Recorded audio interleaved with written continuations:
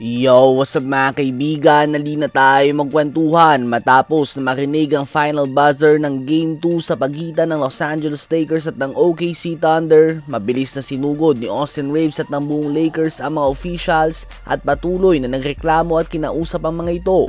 Naging mainig nga ang ulo ng Lakers sa game na ito. Halos buong game nga ay frustrated sila sa mga naging tawag ng officials. Mapa-fouls man ito na tinatawag o hindi tinatawag, mga end-one plays na hindi nasabay at ang constant flopping ng OKC at iba pa. Hindi lamang mga coaches and players na nagsasabi o naiinis sa mga tawag ng referees, kundi pati na din ang mga fans ay nagsasabing masyadong pabor umano sa reigning NBA champions ang mga pito ng referees. Sa post-game interview ay kapansin-pansin ang inis nila LeBron at pati na din si Austin Reaves. Ayon nga kay Reaves ay pakiramdam nito ay hindi nga daw siya ginagalang ng mga officials. Habang si LeBron naman ay ginawang maikli ang mga sagot niya sa mga tanong at panay isang salita lamang ito at halatang bad trip ito at wala sa mood.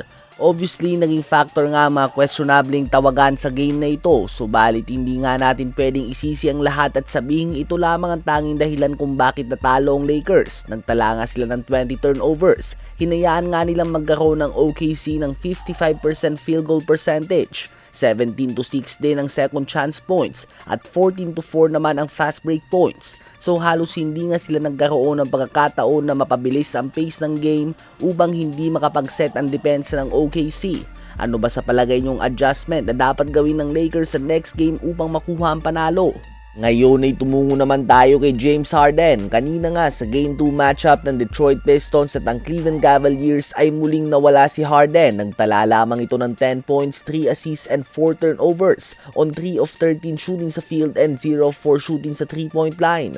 Hawak na din nga ang game worst negative 15 na plus-minus.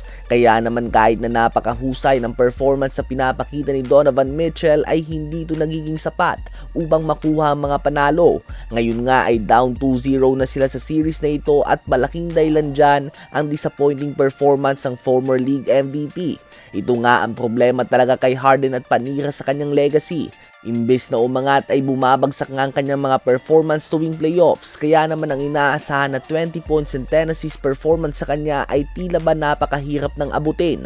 Kaya naman bumabagsak na nga ang tiwala ng mga team at ng mga fans sa kanya. At ang pinaka hindi pa maganda kay Harden ay tuwing nagkakalat nga siya sa opensa ay mas nawawalan din siya ng gana sa depensa.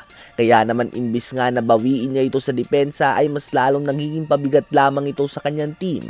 Hindi niya nga malaman kung ano ba ang dapat na gawin sa depensa na pinapakita ng Pistons sa kanya. Ano ba masasabi niyo sa pinapakitang performance ng former league MVP James Harden sa series kontra sa Detroit Pistons ngayon?